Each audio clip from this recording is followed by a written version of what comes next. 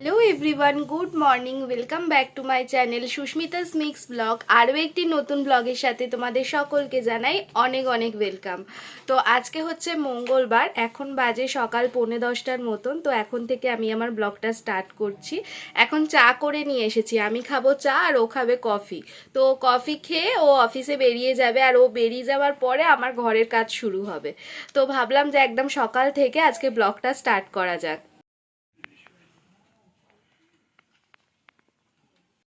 আজকে আবার দেখো ওয়েদারটা কিরকম, রোদ ওঠেনি, মেঘলা হয়ে আছে আর হাওয়া দিচ্ছে। ওইদিকে আমি জিন্সের প্যান্ট সোয়েটার সব ভিজিয়ে রেখে দিয়েছি, ওইগুলোকে কাচবো।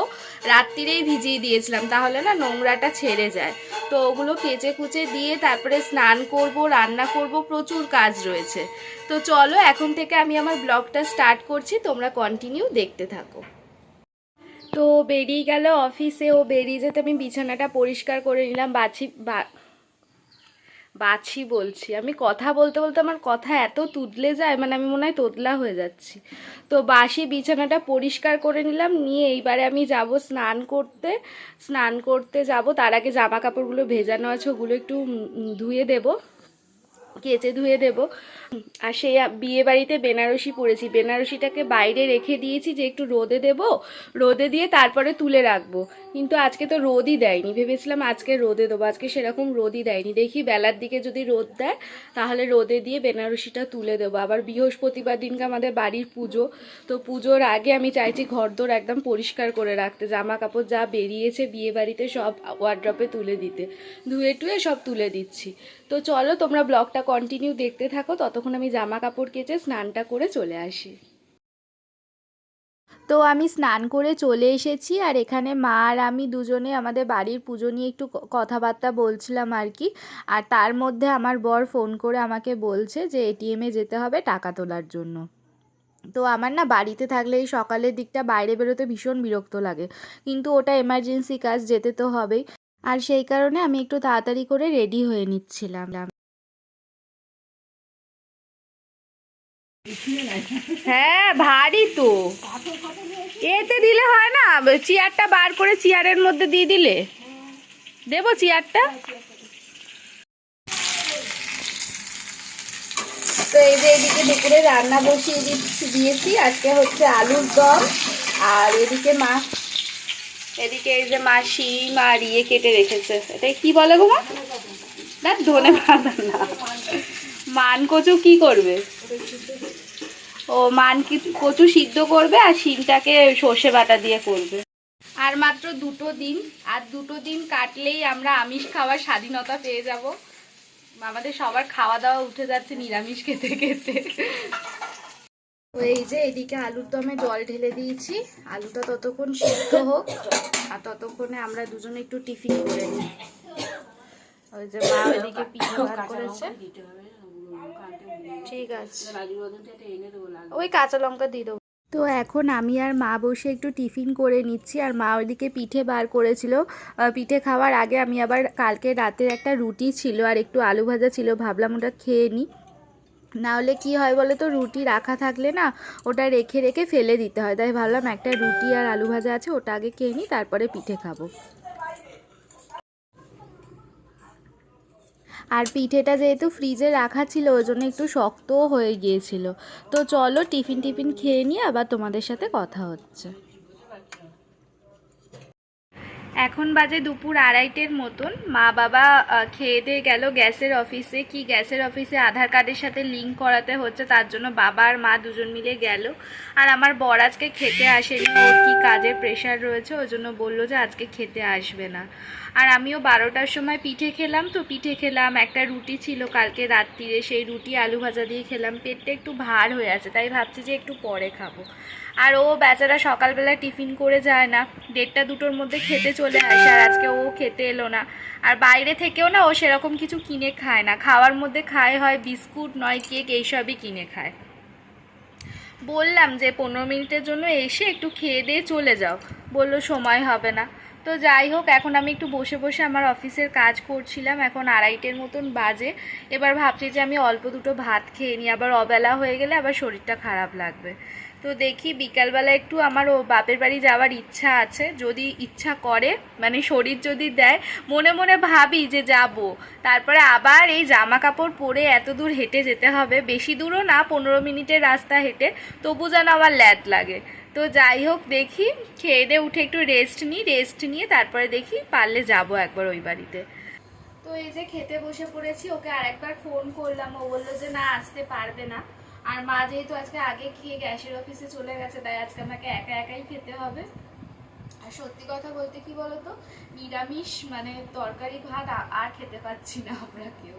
তো আজকে রান্না হয়েছে মানকচু ভাতে, আর শিম দিয়ে দিয়ে সর্ষে দিয়ে করেছে, আর আলুর দম। আমার তো আলুর দম দিয়ে ভাত খেতে একদম ইচ্ছা করে না, অল্প কয়েকটা ভাত নিয়েছি, এমনি পেটটা ভার হয়ে আছে। তো চলো তোমরা ব্লগটা দেখতে থাকো, আমি খেয়ে নিই ততক্ষণ।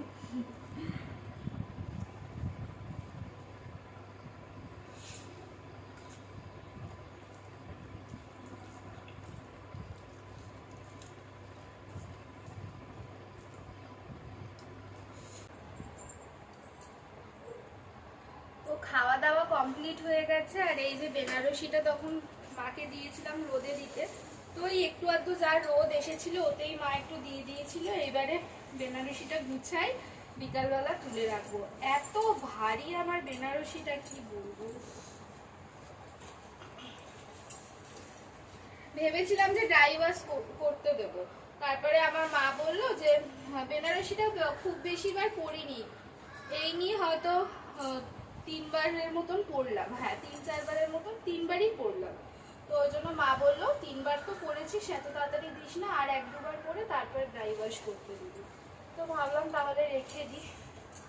কি বলতো, শীতকালে কোনো বিয়ে বাড়ি পরলেই পরা যাবে, কারণ এত ভারী বেনারসি না, গরমকালের কোনো বিয়ে বাড়িতে আমি পরতেই পারবো না।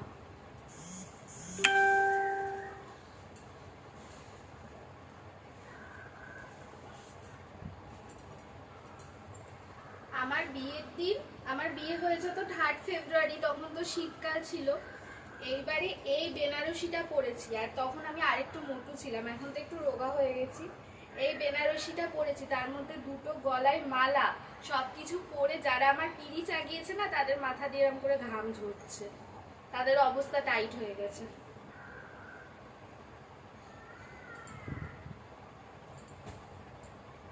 তো চলো এখন এগুলো গুছিয়ে গেছি, রাখি, রেখে একটুখানি রেস্ট নেব, তারপরে দেখি বিকালবেলা উঠে ও বাড়ি যাই, কি কি করি দেখি।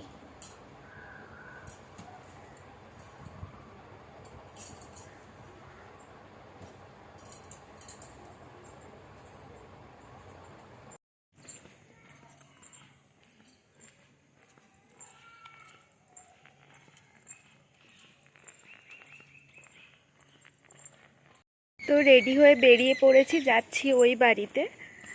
দুপুরবেলা একটু শুয়েছিলাম, একটু ঘুমিয়েছি, বেশি ঘুমাইনি।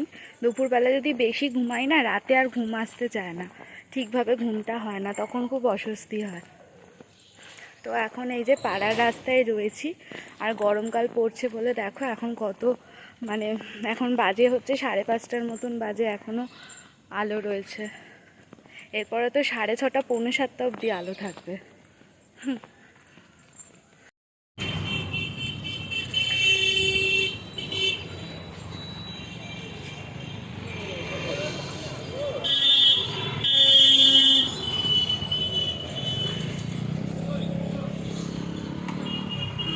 এই বাড়িতে চলে এসেছি, আর এই দেখো ইনি, এই যে ভদ্রলোক, এইভাবে সারাদিন শুয়ে থাকে, ওনার আর কোনো কাজ নেই। হ্যাঁ, যখন কাজ থাকে তখন যায়, বাইরের কাজ করতে যায়, ঘরের কাজ করতে করে না।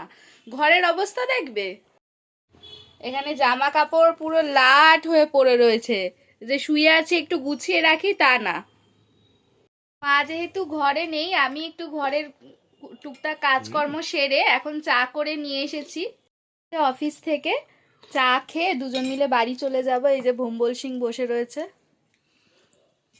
বাড়ি থেকে ফেরার পরে ব্লগটাকে আর কন্টিনিউ করা হয়নি, মেঘা এসেছিল, আমরা দুজনে একটু সাজুগুজু করে শর্টস বানাচ্ছিলাম। তো চলো এই ব্লগটাকে এখানেই এন্ড করছি। তোমাদের কেমন লাগলো অবশ্যই কিন্তু কমেন্ট করে জানিও, ভালো লেগে থাকলে একটা লাইক করে দিও।